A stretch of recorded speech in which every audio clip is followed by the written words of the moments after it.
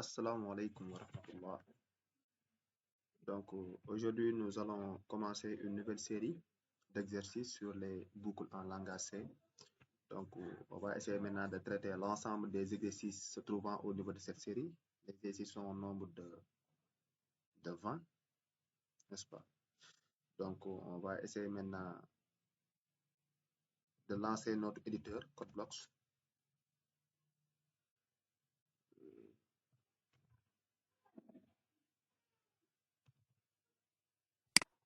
Mhm.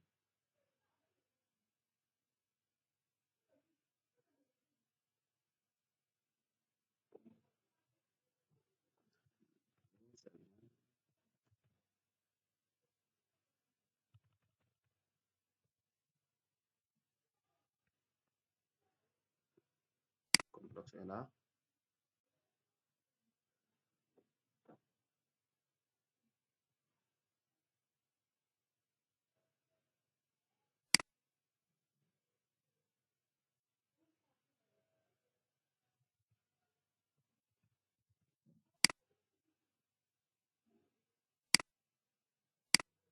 OK. Donc, après avoir ouvert maintenant CodeBlocks, nous allons maintenant ici. Donc, le premier exercice à traiter, c'est ça. On demande d'écrire un programme qui permet de saisir une valeur entière x. Et le programme affiche les 10 nombres entiers qui suivent x. Par exemple, quand on saisit 5, on affiche maintenant les valeurs qui suivent 5, 6, 7, ainsi jusqu'à 15, je pense. Donc, pour ce faire, je vais créer un fichier en mettant le raccourci CTRL-SHIFT-N. Je crée ici un fichier CTRL-SHIFT-N. Je donne un nom. Maintenant, ici, ce que je vais faire au niveau du bureau, au niveau du dossier langage C que j'ai déjà créé, je vais créer ici un dossier nommé boucle. Bien, je mets TP, n'est-ce pas? J'enregistre, j'entre maintenant dedans. Et le premier exercice, je vais le créer ici en mettant exo 1. Exo 1 maintenant, point C. C'est ici, dans ce fichier point C que je vais traiter mon premier exercice. Donc ici, je mets js include stadio.h main ou increment, ça dépend de moi. Je vais déclarer la variable x et y, n'est-ce pas? Et ici, on a dit les 10. Si je veux même, je peux déclarer ici une constante. JSDefine n 10. Bon, ce n'est pas une obligation de définir la constante aussi. Je mets puts, donner une valeur entière. Scanf, la série de la valeur commerciale x. OK. Donc, la première partie ici, on demande permet de saisir une valeur entière. Oui, j'ai répondu à la première partie. On me demande maintenant d'afficher les 10 nombres entiers qui suivent x. Donc, je peux le faire comme ça même. Je peux par exemple faire ça. Donc, printf, les 10 nombres qui suivent %d sont 2 points, n/n. Si je mets x que j'ai saisi. Et là, je mets for, mais i qui commence à partir de la position de x plus 1. Si je peux faire comme ça, n'est-ce pas? I ira maintenant jusqu'à la position de x plus 10, n'est-ce pas? Et i plus. Ça, c'est une méthode. Et là, je vais afficher seulement printf %d. Et ici, je vais afficher la valeur de i. Et ça se passe comment? Si x est égal à 5, vous allez voir que ici, i va commencer à partir de la valeur saisie plus 1, c'est à 6. On commence à afficher à partir de 6 jusqu'à, n'est-ce pas? Ça, c'est une méthode. Ou bien, on pouvait par exemple commencer ici par 1. Et là, commencer maintenant par 10. Et à chaque fois, maintenant, on va ajouter la valeur de x ici. N'est-ce pas? À chaque fois que i, 1 plus la valeur x, ainsi de suite. Ça, on peut le faire. Et quand on exécute maintenant, vous allez voir les 10 nombres qui suivent. Bon, on me demande d'abord de saisir une valeur. Et les 10 nombres qui suivent cette valeur-là sont, mais les nombres seront comme pas collés, tous collés. Donc, quand j'exécute ici, OK, je mets 5, entrée. On vous dit que les 10 nombres qui suivent 5 sont, mais si vous regardez bien, les 10 nombres sont bien affichés, ont été bien affichés, mais sont collés. Pour ne pas maintenant que les valeurs soient collées, après l'affichage de chaque valeur, il faut mettre en slash t. Donc, quand je mets en slash n, ça veut dire que chaque valeur sera affichée sur une ligne. Moi, je voudrais maintenant que toutes les valeurs soient sur une même ligne, mais séparées par un espace. Donc, je vais utiliser la séquence d'échappement en slash t pour que les valeurs ne soient pas collées. Quand j'enregistre et que j'exécute mon programme, donc ici, je mets encore 5. Vous allez voir que je saisis 5. Les 10 nombres qui suivent 5 sont 6, 7, 8 jusqu'à 15. Donc, on peut le faire aussi autrement en faisant par exemple ça. Donc, comme ce que je vous ai dit, je parcours de 1 à 10. Au lieu par exemple d'afficher ici, je vais afficher x.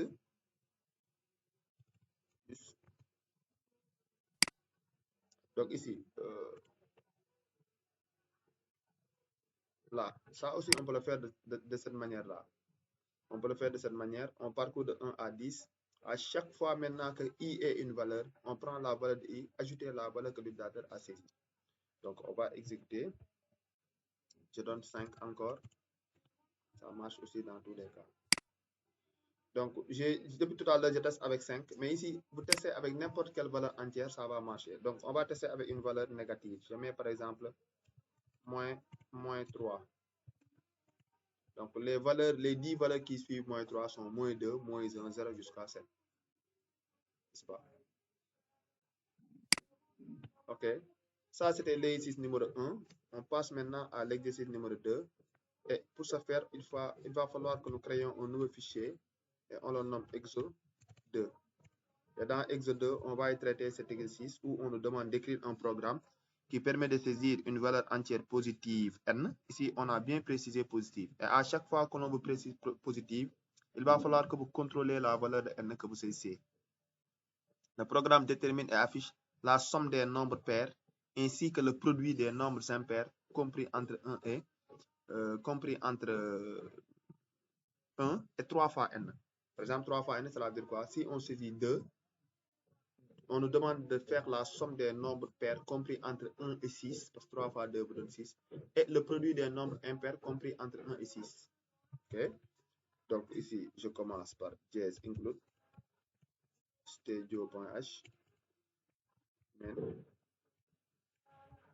OK. Donc ici, je déclare n, j'ai besoin de i, somme. N'oubliez pas, à chaque fois, si nous voulons faire la sommation de plusieurs valeurs, il faut toujours que nous initialisions la valeur à 0. Et si, par exemple, on veut faire le produit de plusieurs valeurs, il faut qu'on initialise à 1. Donc, pour la somme, il faut toujours initialiser à somme, à l'élément neutre de l'addition. Pour le produit, il faut toujours initialiser à prod, l'élément neutre de la multiplication. On demande maintenant, n doit être un entier positif. Il faut qu'on contrôle la saisie en utilisant une boucle, soit while ou bien do while, mais jamais la boucle for. Parce que la boucle for ne peut pas faire le contrôle de saisie. Donc ici, je mets puts, donner un entier positif, scanf %d et commercial n. While, tant que n est inférieur ou égal à 0. OK. Maintenant, je parcours for i qui commence à partir de 1. I ira maintenant jusqu'à n fois 3. C'est ce qu'on a dit. Donc, si je veux même, je peux mettre ça. 3 fois n ou 3n fois 3. C'est la même chose. Et là, je mets i plus. OK.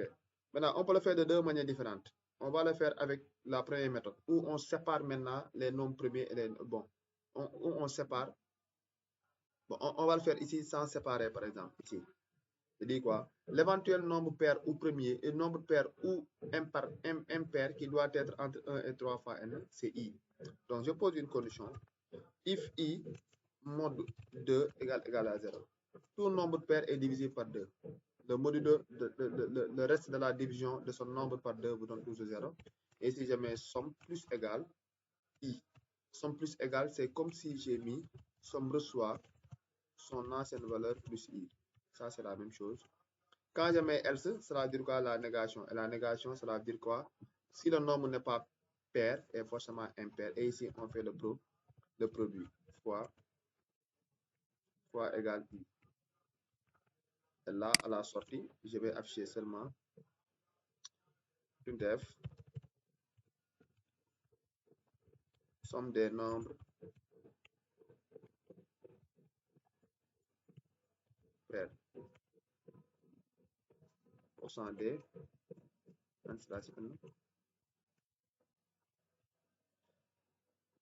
je peux dupliquer en mettant CTRL D et modifier ça, produit. Bon. Je vais dupliquer %d, CTRL D, produit des nombres impairs. Et ici, je mets produit.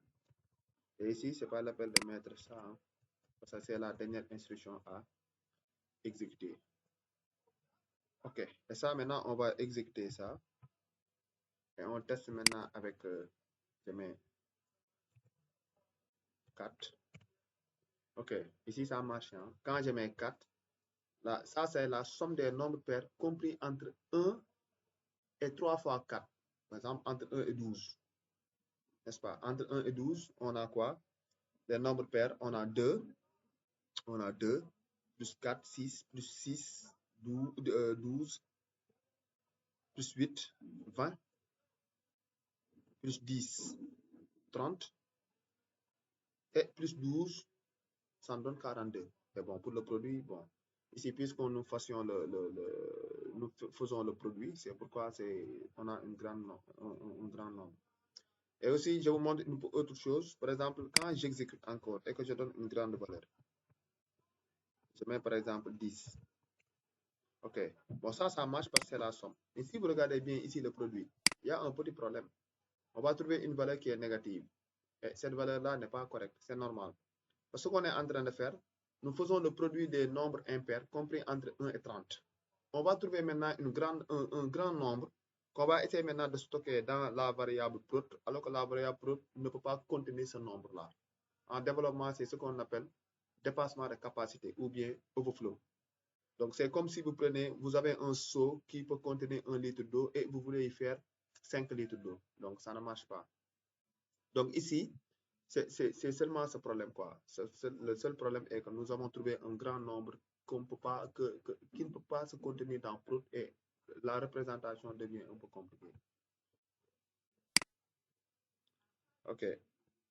Donc, c'est ça. Quelqu'un aussi peut dire non. Moi, je vais faire de 2 manières différentes. C'est-à-dire quoi? Je vais commenter, par exemple, ça. Je vais commenter ça. N'est-ce pas?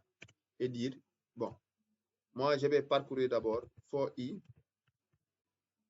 qui commence à partir de 2, i inférieur ou égal à 3 fois n, i plus égal 2, par exemple par part de 2. Et ici, je mets somme plus égal i. Ça veut dire quoi? Donc, si par exemple dans la boucle for, ou bien bon, si dans la boucle, vous avez une seule instruction qui doit être exécutée, ce n'est pas une obligation de mettre les accolades comme ça. Si je mets aussi ça, ça marche. Mais ce n'est pas une obligation si on a une seule instruction qui doit être exécutée. N'est-ce pas?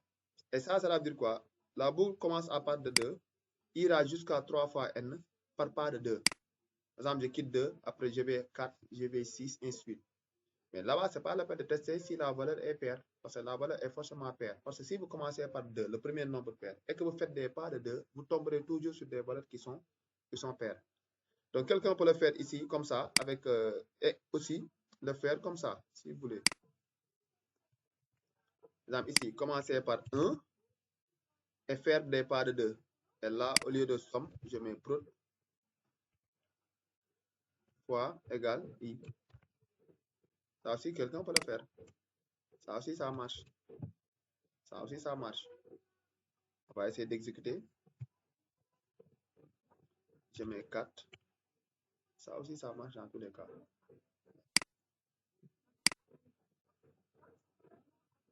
OK. On passe maintenant à l'exercice qui suit. Exercice 3. L'exercice 3, on demande d'écrire un programme qui permet de saisir une valeur entière positive n. Le programme détermine et affiche le factoriel de n. OK. Donc, je mets CTRL-SHIFT-N. Ça. Je donne un nom, c'est exo3. Dièse, include. Stadio.h. Men. N, I. J'ai besoin d'une variable. On dit entière positive. Donc, je peux même revenir ici pour copier ça pour gagner du temps. Je colle. Et là, je mets for i. Maintenant, pour le factoriel, je commence par n. I supérieur ou égal à 1 ou bien à 2 si vous voulez et i moins moins. Fact fois égal i. Et là, je mets printf factoriel de %d et %d.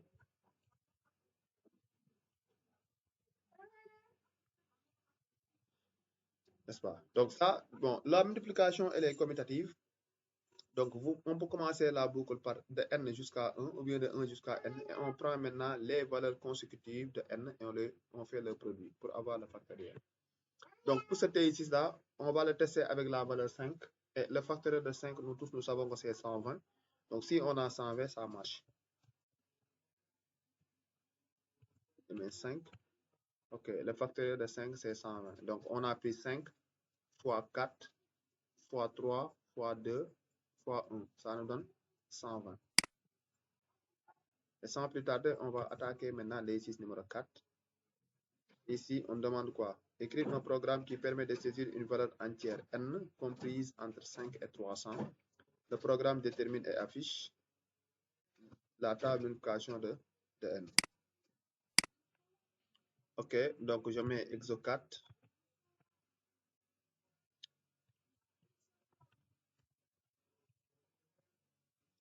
Exercice 4. Dièse include.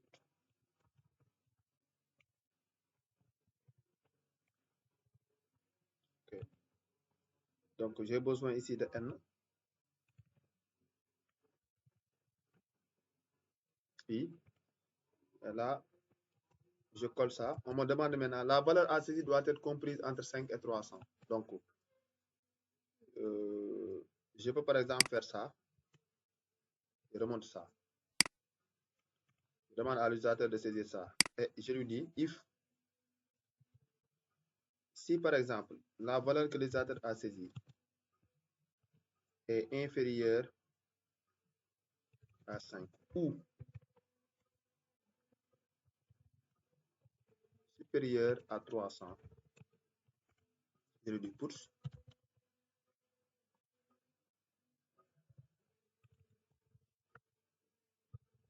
Veuillez saisir un nombre compris entre 5 et 300. Pour que le message soit un peu explicite, parce qu'un nombre positif n'est pas forcément compris entre 5 et 300. Et ça, on va copier ça, la condition ici, n'est-ce pas? Et si, par exemple, on demande à l'utilisateur de donner un nombre positif, il donne par exemple 400. 400 est un nombre qui est positif, mais qui n'est pas compris dans cet intervalle-là. On lui redemande maintenant de saisir un nombre, et ce message est beaucoup plus explicite, compris entre 5 et 300. Et si on a ça maintenant, on demande de déterminer la table de multiplication de n. Donc ici, on peut mettre par exemple printf, comme ça, table de multiplication de %d. OK. Bon, la table de multiplication, la limite, on peut se limiter à 12 ans. I égale à 1, inférieur égal à 12 i plus. Et là, je mets printf. %d fois %d égale à %d n/n pour ne pas que ça soit sur une même ligne. Donc, le premier pourcentage c'est n, le deuxième c'est i, le troisième c'est n fois i. N'est-ce pas?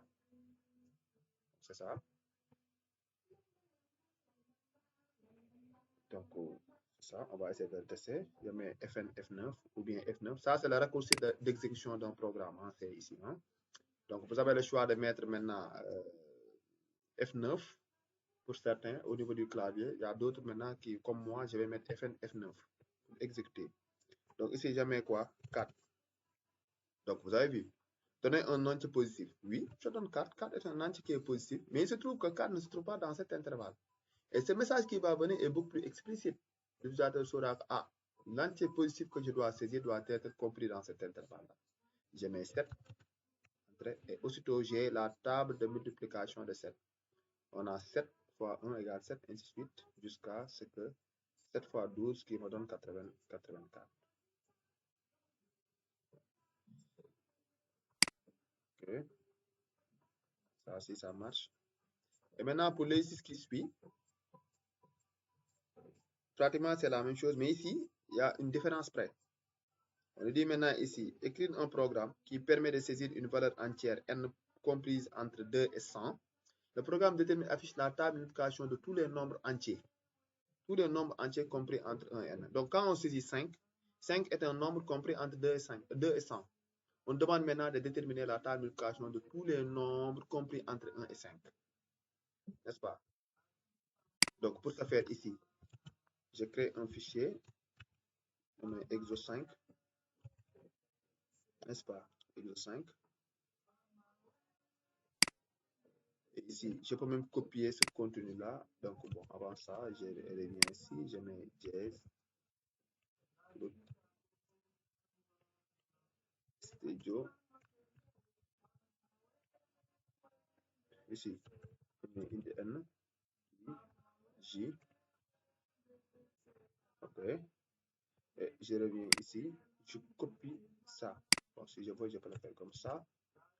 Je reviens ici, je colle, donner un nom possible, mais ici, on a dit de 2 à 100. Donc ici, je mets 2, 100. Vous pouvez saisir un nombre compris entre 2 et 100. Ok. Et là, on parcourt maintenant for i. Commence à partir de 1.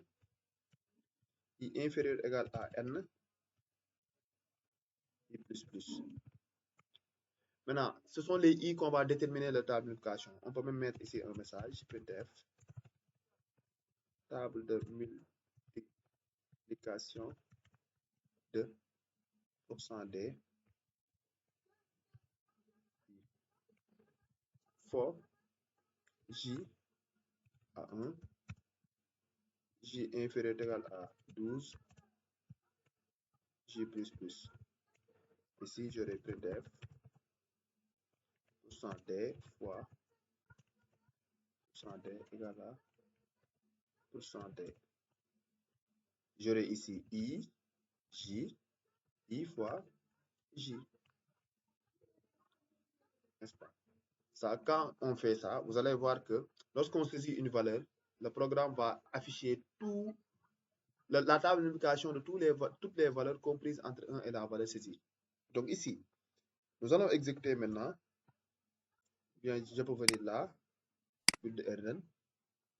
Là, on donne une valeur. Je mets par exemple 4. 4 est une valeur comprise entre 2 et 100, oui. Et si je donne 4, regardez bien, le programme maintenant va afficher la table de multiplication de toutes les valeurs comprises entre 1 et 4. Donc, compris entre min et max, ça veut dire quoi? Vous êtes dans un intervalle fermé. Même les bornes inférieures et supérieures seront prises en compte. Donc, ça, c'est 1. La table de multiplication de 1 est là. La table de multiplication de 2. La table de multiplication de 3. Et ici, la table de multiplication de 4. Si vous voulez aussi que la table, les tables de multiplication s'affichent une par une, donc vous pouvez ici utiliser un élément que l'on appelle, par exemple ici, tout à fait en bas ici. Avant de passer à la table de multiplication d'une autre valeur, comprise entre 1 et n, on peut mettre ici ce qu'on appelle, je mets système pause, par exemple ici, je mets système pause. Système pause maintenant nous permet de faire quoi? Nous permet par exemple à chaque fois que l'on affiche une table de multiplication d'une valeur, avant de passer à l'autre, c'est à nous maintenant d'appuyer sur une touche pour passer à la table de multiplication de l'autre. Donc quand on enregistre et on exécute, ok, la table de multiplication, je mets encore 4. Donc, vous avez vu, il me montre la table de multiplication de 1. Pour voir maintenant la table de multiplication de 2, j'appuie sur Entrée, ou bien sur n'importe quelle autre valeur. Donc il m'affiche le 2, table de multiplication de 2. On a dit sur une touche, je peux appuyer sur n'importe quelle touche. Pour voir 3, je peux appuyer aussi sur une autre touche pour voir 4. Et si j'appuie sur une autre touche maintenant, j'ai fini le programme. On peut faire aussi de telle sorte qu'après avoir affiché une table de multiplication, si j'appuie sur une touche, avant d'afficher l'autre table de multiplication, on efface la console d'abord. Par exemple, comme ça. Pour ce faire, il faut que l'on utilise maintenant un autre système. Mais ici, c'est système CLS. CLS qui veut dire clear screen, effacer écran ou bien nettoyer écran. Et je vais exécuter encore. Je mets 4 encore, j'appuie sur Entrée. Dès l'instant que j'appuie sur une touche, ça me permet de continuer, mais on va effacer la console avant d'afficher la prochaine table de multiplication. Vous avez vu, ça c'est CLS qui l'a fait, qui permet par exemple d'effacer la console avant d'afficher la table de multiplication de 2. Quand j'appuie sur une touche, il efface la console avant d'afficher la table de multiplication de 3, et ainsi de suite, jusqu'à 4. Et quand j'appuie sur Entrée, on a fini notre programme.